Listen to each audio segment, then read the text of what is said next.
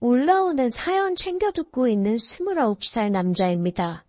따로 하는 일은 없고 아르바이트 하면서 먹고 살고 있습니다. 작년에 형수님과 있었던 일입니다. 군입 때 타이밍을 잘 맞춰서 칼복학을 하면서 제 주변 동기들이나 친구들보다 조금 더 빠르게 대학을 졸업하게 되었습니다. 취직을 바로 준비했으면 더할 나위 없이 좋았겠지만 졸업 일찍한 게 뭐라고 그렇게 여유를 부렸는지 취직 준비보다 조금 더 청춘을 즐기자는 생각에 취직을 위해 더 해야 하는 공부를 안 하고 놀기 시작했어요. 토끼와 거북이의 일화가 생각이 나네요. 지금은 뭐하러 그렇게 헛된 시간을 보냈는지 후회가 되지만 이미 후회를 시작했을 때는 때가 늦은 상황이었어요. 시간은 야속하게도 빠르게 지나가기만 했습니다. 결국 저는 별다른 수업도 없이 본과로 돌아가야만 했습니다. 저희 집이 큰 집은 아닌데 대신에 다른 의미로 큰 집이었습니다. 말 그대로 집이 제일 컸거든요. 덕분에 친척들이 전부 모이기 쉽다는 이유 하나만으로 제사를 저희 집에서 지내고 명절이나 무슨 날마다 저희 집에 모였습니다. 세뱃돈을 받기 위해 내려간 본가에서 처음으로 가족이 아닌 사람이 한 명 섞여 있었어요. 사촌형이 있었는데 결혼을 할 것 같다고 가족들에게 인사를 시키려 예비 형수님을 데리고 왔던 거예요.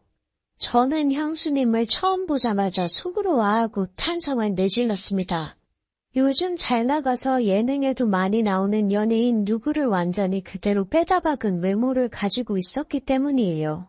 그리고 신기했던 게 친척형이 옛날부터 공부를 잘해서 어머니도 저한테 친척형 하는 거 반만 따라해보라는 잔소리까지 들을 정도로 공부벌레였는데 그래서 당연히 똑같이 고리타분하고 지루한 공부벌레 같은 여자를 만날 줄 알았는데 또 어디서 이렇게 예쁜 여자를 데리고 왔나 싶더라고요. 그래도 잘 보인다고 형수님이 나름 차려입고 왔는데 제사를 지내는 집이라고는 설명을 듣지 못한 건지 치마를 입고 와서 제사 지낼 때 자꾸 눈길이 그쪽으로 가서 아주 혼이 났습니다. 식사할 때도 교자상을 여러 개 붙여놓고 펴서 먹었는데 일부러 형수님 옆에 앉았는데 정말 어쩔 줄을 몰라 하더라고요. 친척형도 자기 와이프 될 사람이 저렇게 불편해하고 있는데 눈치도 전혀 없다 싶어서 제가 방에 가가지고 담요를 하나 가져다 줬습니다. 형수님이 담요를 받으면서 저한테 고맙다고 눈인사를 하는데 형수님의 미모에 그 정도의 눈웃음이면 우리 친척형이 아니라 어디 재벌집 후계자도 꼬실 수 있었을 텐데 싶었습니다. 아무튼 제사가 끝나고 점심 식사까지 끝나고 나니 어른들 몇몇은 거실에 모여서 수다를 떨고 있고 나머지 사람들은 각자 빈방 하나씩 차지하고 낮잠을 자거나 했습니다. 저도 제 방에 가서 쉬고 싶었는데 취직 안 한다고 친척들 입에 오르내리다가 갑자기 잔소리를 듣는 분위기가 돼버려서 어떻게 방에 들어가지도 못하고 나가지도 못하고 벌만 서고 있었습니다. 그러다가 친척형이 전날에 늦게까지 일하고 퇴근을 했고 몇 시간 못 자고 차 끌고 내려오느라 많이 피곤하다고 하여 제 방에서 눈 좀 붙이겠다고 하는 바람에 방까지 빼앗겨버리고 말았어요. 누구는 어디 취직했다더라 하면서 무슨 사돈의 팔촌 이야기까지 하면서 저를 나무라고 있었습니다. 일찍 눈치채고 방에 들어가지를 못해서 괜히 화제의 주인공이 되어버렸고 요즘은 뭐가 비전이 좋다더라, 월급을 잘 받는다더라 이런 이야기를 들으면서 혼나고 있었습니다. 현수도 당하고 비교까지 당하니까 솔직히 자존심도 많이 상하고 내가 왜 이러고 있나 싶었는데 저희 친누나가 마침 친구 좀 만나고 오겠다고 밖으로 나가다가 갑자기 저를 향한 화살이 누나한테 향하게 된 것이었습니다. 명절날에 어딜 다니냐 하면서 여자가 그렇게 밖으로 돌면 시집을 못 간다나 하면서 저 대신에 누나가 붙잡혀서 잔소리를 다 받아내기 시작한 거예요. 저는 그 틈을 타서 그 자리에서 빠져나올 수 있었습니다. 괜히 제 방에서 자고 있는 친척형을 깨우는 게 아닌가 싶어서 마침 붙잡혀버린 누나 방에서 쉬면 되겠다 싶어서 거실에 있는 어른들한테 최대한 들키지 않도록 살금살금 누나 방으로 향했습니다. 시선은 친척 어른들을 향해 있었고 최대한 살살 문을 열고 들어갔는데 방에 들어가 방문을 닫았을 때 저는 얼음처럼 굳어버리고 말았습니다. 방 안에는 예비 형수님이 계셨고 마침 형수님은 누나가 빌려준 편한 옷으로 갈아입고 있던 와중이었던 거예요. 어른들이 계시니 괜한 일을 만들까봐 형수님은 제가 들어오는 걸 보고도 놀라서 있을 뿐 소리도 지르지 못하는 상황이었던 거였습니다. 그런데 저도 그 순간에는 당황해서 어떻게 할 수가 없더라고요. 밖으로 나가면 나가는 대로 다시 친척들한테 잡힐 것 같고 그랬다가 친척 어른들 앞에 형수님의 이런 꼴을 다 보여주겠다는 생각이 들었어요. 그래서 작은 소리로 죄송합니다. 연신 사과를 한 뒤에 고개를 반대쪽으로 돌려버렸습니다. 하지만 고개를 돌리고 눈을 꽉 감고 있었음에도 불구하고 이미 뇌리에 각인된 모습이 감은 두 눈 속으로 선명하게 보이더군요. 거기에 눈을 감고 들려오는 스르륵거리는 소리가 오히려 그 장면을 상상하게 만들어버렸습니다. 이제 괜찮다고 하는 형수님 말에 다시 눈을 뜨고 고개를 돌렸습니다. 매일 누나가 입는 편한 티셔츠에 반바지로 갈아입었는데 옷이 날개라고 하는 말은 다 거짓말 같은 게 같은 옷인데도 형수님이 입고 있으니까 아예 다른 옷처럼 보이더라고요. 하얀색 티셔츠가 얇아서 속이 비치는데 오히려 그것마저도 잡지와 보에 나올 법하게 스타일 있어 보였습니다. 형수님이 얼마나 아름다웠는지는 둘째치더라도 제가 다시 밖으로 나가는 것도 애매한 게 현관문이 닫히는 소리가 난 걸 보니 누나도 어떻게 친척들 소나기에서 탈출해서 당초의 목적대로 집 밖에 나간 것 같았습니다. 그러니 제가 나가면 다시 친척들에게 잡혀 잔소리를 들어야 했죠. 물론 형수님하고 단둘이 좁아터진 누나 방에서 있는 것도 충분히 어려운 일이었습니다. 그런데 형수님이 저보고 괜찮다고 방 안에서 소리가 다 들려서 알고 있다고 하면서 자기는 신경 쓰지 말고 방에서 있으라고 하는 겁니다. 형수님한테 친척형은 제 방에서 자고 있는데 왜 누나 방에 계시냐고 물어봤어요. 형수님은 아직 결혼한 것도 아니고 결혼할 사이라고 소개를 해주러 온 건데 어른들 다 계신데 아무리 그래도 한 방을 쓰는 건 아닌 것 같아서 그랬다고 합니다. 친척형이 제가 이 방에 있는 걸 알면 화내지 않겠냐고 물어보니 그건 걱정하지 말라고 하더라고요. 일어나면 연락을 준다고 했다고, 그때 나오면 된다고 미리 말을 맞춰놔서 괜찮다고 했습니다. 형수님도 가만 보니 먼 길 오느라 많이 피곤해 보였고 편한 옷으로 갈아입은 게 낮잠을 좀 자려고 했던 것 같아서 누나의 침대를 양보했습니다. 저는 바닥에 누워도 된다고 하고 바닥으로 먼저 누워버렸어요. 핸드폰으로 뭐 드라마나 영화 같은 걸 보려고 했는데 도무지 집중이 안 되더라고요. 형수님은 피곤했는지 금방 잠이 들었고 새근새근 숨쉬는 소리가 들리니 그 소리가 너무 신경이 쓰였나 봐요. 예쁜 사람은 잘 때 어떤 모습으로 자는지 궁금해서 살짝 고개를 들어서 형수님을 쳐다봤는데 저를 의식한 건지 제가 있는 방향으로 등을 돌린 채 자고 있었습니다. 그런데 오히려 등을 돌린 채 자고 있으니 뒷모습이 보여서 오히려 더 제 몸과 마음이 둘 다 부풀기 시작했어요. 잡생각이 너무 많이 나서 고개를 돌려버렸습니다. 그러지 않으면 큰 실수를 해버릴 것만 같았어요.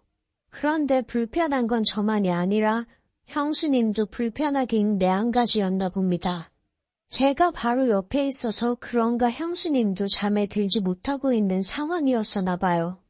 이번엔 제가 형수님이 있는 반대쪽으로 등을 돌리고 누워있어서 형수님이 일어나 있는지 몰랐는데 형수님이 언젠가부터 제 쪽으로 방향을 틀어서 제가 뭘 하고 있는지 봤는가 봐요.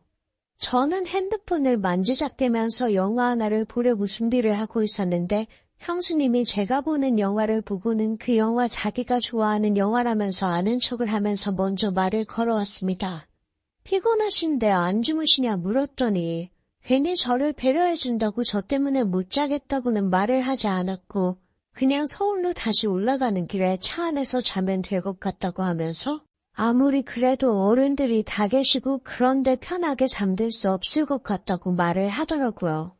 그 말에도 제가 불편할까봐 헤아려주는 걸 보니 형수님은 참 얼굴도 어쩜 그리 예쁜데 마음씨까지 고운지 여태껏 자라오면서 성적도 항상 좋고 좋은 대학 졸업해서 좋은 회사에 취직한 친척형이었지만 한 번도 부러워해 본 적이 없는데 형수님 같은 여자와 결혼을 하게 된다는 걸 생각하니 처음으로 질투가 다 나더라고요. 아무튼 형수님이 잠을 못 이루고 있는 것 같으니 형수님한테 그러면 영화나 같이 보시겠냐고 물어봤습니다. 누나 방에 컴퓨터가 한 대 있는데 핸드폰을 거기에 연결하면 그나마 조금 큰 화면으로 같이 볼 수 있겠다 싶었거든요. 형수님도 흔쾌히 그러겠다고 했고요.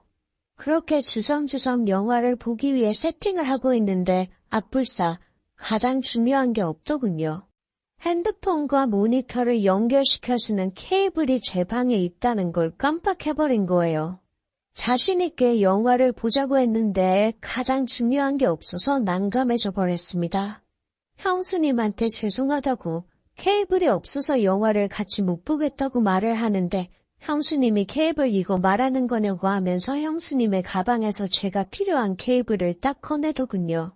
구멍에 맞는 거 꽂아봤더니 딱 제가 찾는 그 케이블이었습니다.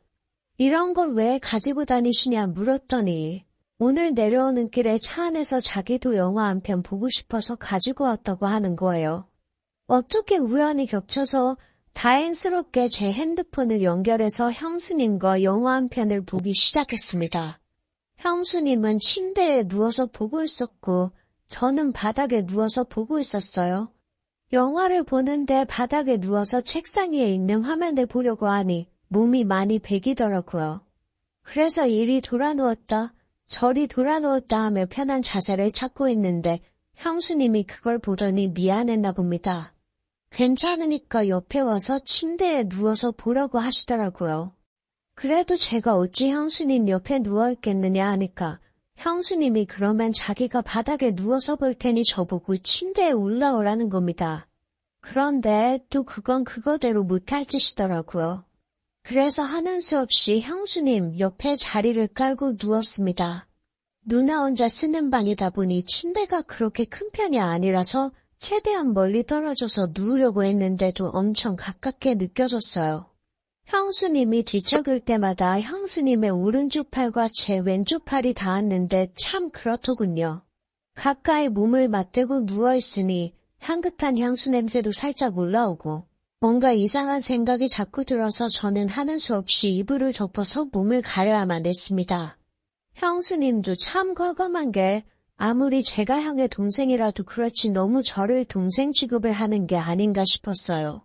저도 취직만 안 했다 뿐이지 그 서른을 바라보는 남자인데 말입니다. 영화가 생각보다 연인 사이가 아닌 남녀가 같이 보기에는 조금 그런 장면들이 많이 나오더군요. 소리를 작게 해놔서 망정이지 밖에까지 들렸으면 오히려 제가 형수님이랑 뭐라도 하는지 오해받기 딱 좋은 장면이 나오는 겁니다. 아무리 형수님이 대범해도 그렇지 그 장면이 나올 때만큼은 고개를 돌리고 있더라고요. 장면은 끝날 생각은 안 하고 소리는 더욱 더 대담해지는 것 같아서 제가 냉큼 일어나 영화를 꺼버렸습니다. 그리고 저도 모르게 형수님한테 아까부터 계속 미안하다고 사과를 했어요. 형수님도 영화가 커지고 나니 괜찮아졌는지 아니라고 방을 뺏어간 오빠가 잘못한 거지 제가 잘못한 거 아무것도 없다고 하고 살짝 웃는데 가지런하고 새하얀 이빨이 보이는데 정말 안 이쁜 곳이 하나도 없는 사람이었습니다. 이쯤 되니까 형으로부터 형수님을 뺏고 싶은 욕심까지 들었어요. 그러고 얼마 안 있었나 형한테서 형수님에게 연락이 왔습니다. 자기 이제 일어났으니 형수님도 중개하고 나오라고요.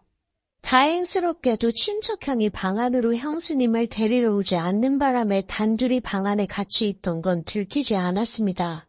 다만 형수님이 방에서 먼저 나가야 하는 상황에서 길려 입었던 누나 옷에서 형수님이 원래 입고 있던 옷으로 갈아입어야 하는 상황이 발생한 거예요. 또다시 저는 고개를 돌리고 눈을 감고 있었지만 정말 코앞에서 갈아입는 소리가 들리는데 차라리 보고 있는 게 더 괜찮겠다 싶을 정도로 그 장면이 상상이 돼서 아주 말 그대로 죽는 줄 알았습니다. 아무튼 그렇게 자연스럽게 형수님은 누나 방에서 나가고 저도 한참 있다가 방에서 나왔습니다. 아무한테도 들키지 않았으니 둘이서 방에서 보낸 몇 시간은 둘만의 비밀이 되어버린 셈이죠. 그 덕분에 형수님하고 저녁 식사하면서 대화도 많이 나누고 친해져서 서로 전화번호도 교환하게 되었습니다. 제가 서울로 취직을 목표로 하고 있기 때문에 서울에 올라가게 되면 신세 좀 지겠다고 능청스럽게 이야기하면서요. 형수님도 언제든지 도와줄 테니 부담 갖지 말라고 하면서 하루빨리 서울로 올라오라고 하더라고요. 알고 봤더니 형수님도 저랑 똑같이 지방에서 공부하면서 서울에 있는 회사에 합격하면서 서울에는 친구가 거의 없었다고 하더라고요. 그래서 거의 모든 시간을 친척형하고만 보낸다고. 매일 둘이서만 놀고 있으니 재미도 없고 친척형이 워낙 공부벌레라서 너무 못 놀 때도 있으니 이것저것 가르쳐주라고 하면서 말이죠. 그래서 저랑 형수님 단둘이서 위기투 앞에서 저녁 식사가 끝나고도 식탁에 앉아서 한참 수다를 떨었습니다. 형수님도 이제 더 늦기 전에 출발하는 게 좋겠다고 하고 일어났는데 저 멀리서 보니까 친척형은 거실에서 상 깔아놓고 삼촌들하고 술판을 벌이고 있더군요. 형수님도 많이 당황한 듯 보였습니다. 형수님은 운전을 못하는 듯 보였고 친척형도 삼촌들 등살에 주는 술 한 잔 두 잔 받아먹다가 고기가 풀려버려서 술판이 벌어져 버리고 만 것이에요. 형수님이랑 낮에 방에서 단둘이 잠깐 있었고 저녁 식사를 하고 나서도 둘이서 의기투합을 한 것 때문에 형수님이 혹시 나에게도 관심이 있는가 하는 생각을 했는데 형수님이 형을 많이 좋아한다는 생각이 들었습니다. 그 와중에도 술 먹고 있는 형한테 화를 내는 게 아니라 천천히 마시라고 말하면서 자연스럽게 그 자리에 합석을 해서 삼촌들이 주는 술을 넙죽넙죽 받아 마시기 시작했어요. 삼촌들이 특히 짓궂은 게 보통이 아닌데도 그 농담을 다 받아치면서 분위기를 빛내주더라고요. 참 부럽다는 생각이 들었고 저도 나중에 결혼을 한다면 저런 여자랑 해야겠다고 결심까지 했습니다. 그런데 한참 그 장면을 보고 있는데 역시 짓궂은 삼촌들이 형수님을 가만둘 리 없었죠. 일부러 어떻게 술을 먹게 만들려고 술을 쉴 새 없이 연거푸 계속 따라주는 겁니다. 친척형은 많이 마신 것 같아 보이지는 않았는데 벌써 옆에서 뻗어버려 있었고 형수님 혼자서 삼촌들을 상대해야만 했습니다. 그래서 제가 형수님을 도와주려고 옆으로 가서 형수님한테 집중되는 술을 같이 비우기 시작했어요. 정말 대단했던 건 우리 삼촌들의 주량 하나만큼은 누구한테 줘본 적이 없을 정도인데 삼촌들이 술에 취해서 거실에 뻗어버릴 때까지 형수님은 그 술을 다 버텨내고 있었던 거예요. 저는 나중에 합류를 했으니 그만큼 술이 덜 취한 상태였고요. 아무튼 삼촌들은 그렇게 그냥 거실에서 재우고 형님하고 형수님을 제 방으로 옮겨서 재우고 저는 그날 외박을 하기로 한 누나 방에서 잠에 들었습니다. 술 기운에 피곤한 몸을 이끌고 누나 방 침대에 누워서 눈을 좀 붙였어요. 그래도 낮 동안 형수님이 누워있었다고 침대에서 형수님의 향수 냄새가 살짝 배어있는 듯 했습니다. 그렇게 술 기운에 잠이 들었는데 인기척이 느껴져서 잠에서 깨고 말았습니다. 뭔가 싶어서 숨을 죽이고 있었는데 몇 개 느껴졌던 형수님의 향수 냄새가 강하게 나는 겁니다. 고개를 돌리니 제 옆에 형수님이 누워 있었어요. 형수님도 술 기운이 많이 올라있는 듯 보였고 분위기를 보아하니 화장실을 다녀왔다가 방을 착각해서 낮 동안 한참 있었던 누나 방으로 돌아온 것 같았습니다. 나란히 누워 얼굴이 가까이 있으니 형수님이 코로 숨쉬는 콧김까지 생생하게 전해져 오더라고요. 형수님의 숨결에 술 냄새가 강하게 섞여 기분이 더욱 더 이상해졌어요. 참 아름다운 사람이구나. 왜 친척형을 만나지? 이따금씩 아까부터 생각한 의문이 계속해서 들더라고요. 저랑은 나이 차도 별로 나질 않으니 아무리 연상의 여인이라도 저를 먼저 만났으면 어떻게 됐을까 싶은 묘한 질투심도 가지고 있었던 상황이고 말입니다. 더 있으면 무슨 일이 생길 것 같아서 한참을 고민하다가 방에서 나와 삼촌들이 뻗어있는 것이 한 구석에서 저도 잠에 들었습니다. 다음 날 아침이 돼서 형수님은 전날 밤의 상황을 기억을 못하는 듯 했어요. 삼촌들은 새벽 늦게 깨서 이미 다 돌아갔고 친척형과 형수님도 같이 돌아갈 채비를 하더군요. 이대로 보내면 언제 또 만나나 싶은 생각이 들었습니다. 친척형은 그렇다 쳐도 딱 하루같이 있었을 뿐인데 형수님을 한동안 못 본다는 생각을 하니 너무 서운하고 아쉬웠어요. 그렇게 친척형네를 보내고 저는 다시 누나 방으로 들어왔습니다. 제 방도 있었지만 형수님이 벌써 보고 싶어져서 방 안에 남아있는 형수님의 잔향이라도 맡아보려 들어왔어요. 그런데 벼랑간 제 핸드폰이 울리더군요. 형수님이었습니다. 내용은 얼른 취직하라고, 그리고 서울에서 보자는 말이었어요.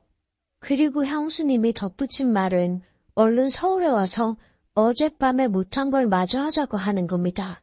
취했다고 생각했던 형수님은 사실 제정신이었던 거고, 저는 굴러들어온 기회를 제 발로 차버리고 말았던 거예요. 아무튼 그 말이 계기가 되어서 저는 엄청나게 공부를 하게 되었고, 원하는 대로 서울에 취직을 하게 되었습니다. 마침 회사도 형수님네 신혼집과 가까워서 친척형이 출장을 간 날에는 형수님과 둘이서 그날처럼 의기투합해서 함께 시간을 보냈어요. 아직도 가족들에게는 비밀로 하고 형수님과는 종종 만나고 있습니다. 꼬리가 길면 밟힌다는 말이 있는데 들킬 땐 들키더라도 저는 이 관계를 쉽게 끊고 싶지는 않네요. 형수님도 딱 이 정도 사이까지만 원하는 것 같아서 그런 부분은 조금 많이 아쉽습니다. 형수님이 언제고 저를 선택할 결심이 서면 저는 그때는 제 모든 걸 걸어서라도 형수님을 행복하게 해주려고 하는 생각입니다.